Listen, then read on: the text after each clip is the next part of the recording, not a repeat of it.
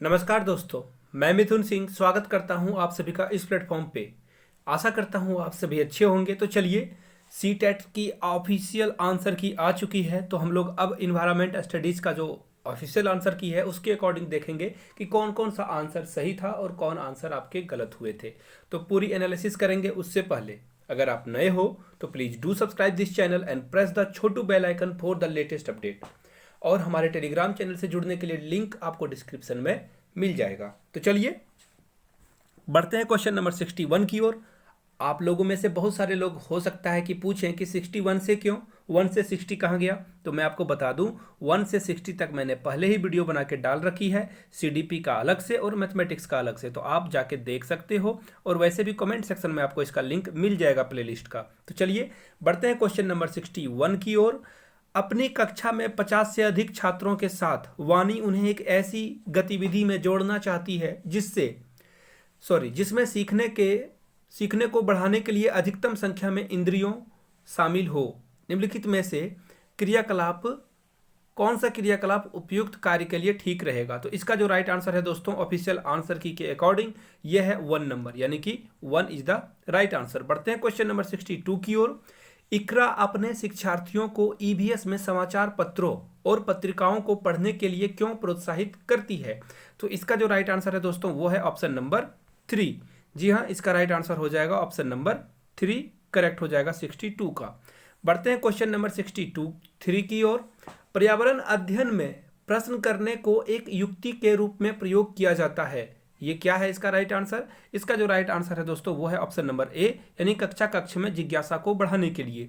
आगे बढ़ते हैं 64 की ओर। आपका घर एक्स पर स्थित है तथा आपका विद्यालय वाई पर स्थित है। तो इसका जो राइट आंसर होगा दोस्तों क्वेश्चन नंबर 64 का, वो होगा ऑप्शन नंबर 4, यानी कि यही इसका राइट आंसर हो जाएगा।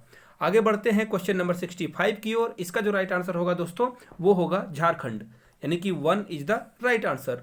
बढ़ते हैं क्वेश्चन नंबर 66 की ओर, और इसका जो राइट आंसर होगा दोस्तों 66 का, यानी कि 66 का, वो होगा ऑप्शन नंबर 3।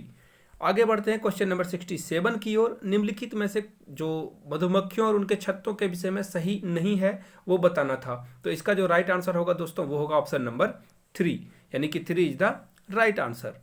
आगे बढ़ते हैं क्वेश्चन नंबर 68 की ओर। हाँ, आज हम मिर्ची के बिना भोजन की कल्पना नहीं कर सकते हैं।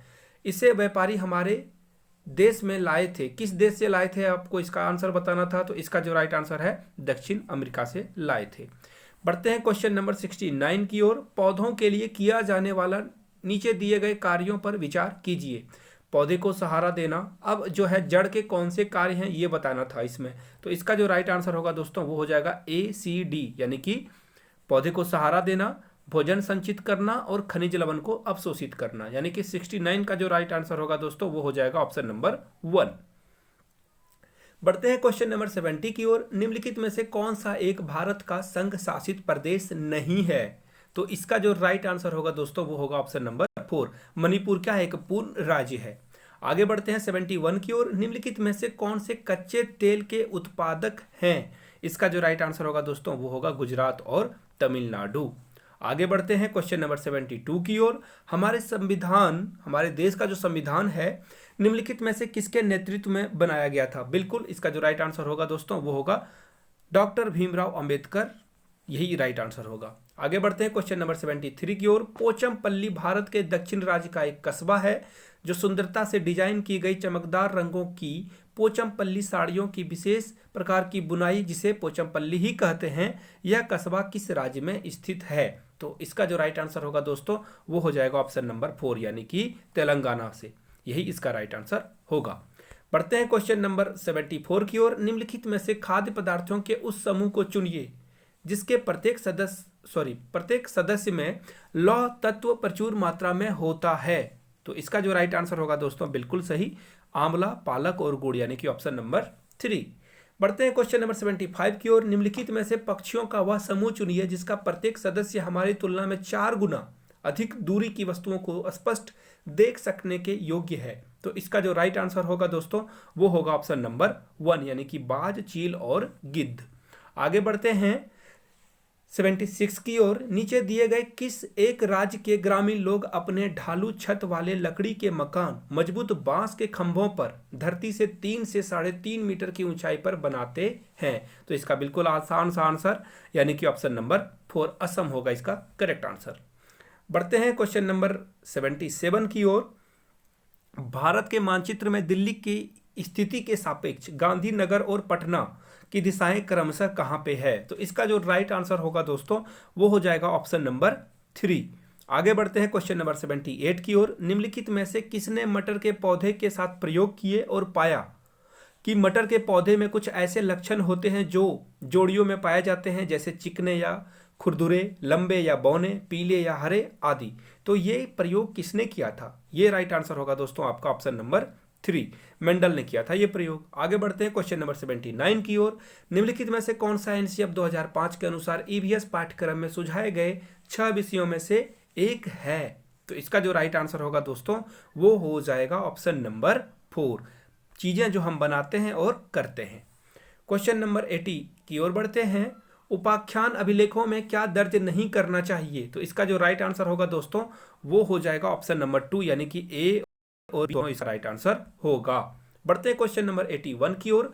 आप एक एकीकृत ईवीएस कक्षा के लिए कैसे योजना बनाएंगे? तो इसका जो राइट आंसर होगा दोस्तों वो होगा ऑप्शन नंबर 2। देखिए आप लोग अपने दोस्तों तक जरूर पहुंचाएं, क्योंकि इतनी मेहनत मैंने करी है तो आपके ऊपर भी कुछ रिस्पॉन्सिबिलिटी है। वीडियो को सर्कुलेट करें, व्हाट्सएप टेलीग्राम चैनलों पे जरूर पहुंचाएं इसे। बढ़ते हैं क्वेश्चन नंबर 82 की ओर। इसका जो राइट आंसर होगा दोस्तों वो हो जाएगा ऑप्शन नंबर 2। अब बढ़ते हैं क्वेश्चन नंबर 83 की ओर। निम्नलिखित में से क्या रचनात्मक आकलन के संबंध में सही नहीं है? तो ये आपका जाएगा ऑप्शन नंबर 3 के साथ, यानी कि यही इसका करेक्ट होगा। 84 में देखिए बोला गया है कि इसका जो 84 का जो आंसर होगा वो मैं आपको डायरेक्ट बताता हूं, वो होगा option number 2, sorry option number वो होगा 1 जी, 84 का 1 होगा। आगे बढ़ते हैं क्वेश्चन नंबर 85 की ओर। जी हाँ, 85 में जो बोला गया है उसका जो राइट आंसर होगा दोस्तों वो होगा ऑप्शन नंबर 2। 86 की ओर बढ़ते हैं। 86 का जो राइट आंसर होगा दोस्तों वो होगा ऑप्शन नंबर 1। आगे बढ़ते हैं क्वेश्चन नंबर 87 की ओर। ईवीएस में मानचित्रण कौशल क्या है ये बताना था, तो इसका जो राइट आंसर होगा दोस्तों वो होगा ऑप्शन नंबर 1। आगे बढ़ते हैं 88 की ओर, और 88 का जो राइट आंसर है वो है ऑप्शन नंबर 3। आगे बढ़ते हैं 89 की ओर। निम्नलिखित में से क्या ईवीएस में आकलन का एक व्यापक संकेतक नहीं है? तो इसका जो राइट आंसर होगा दोस्तों वो होगा ऑप्शन नंबर 1। और आखिरी क्वेश्चन 90, इसका जो राइट आंसर होगा दोस्तों वो हो जाएगा ऑप्शन नंबर 3। आगे बढ़ते हैं, यहाँ पे आप देख पाओगे इसका जो राइट आंसर होगा ऑप्शन नंबर 3। वीडियो को शेयर जरूर करें, हिट लाइक दें एक, ताकि और भी आपकी ओर से मिले साहस, ताकि मैं और भी वीडियो इसी तरह से आपके सामने लाता रहूं। Thank you so much, keep learning, keep growing and most important be safe there it's pandemic time. जय हिंद।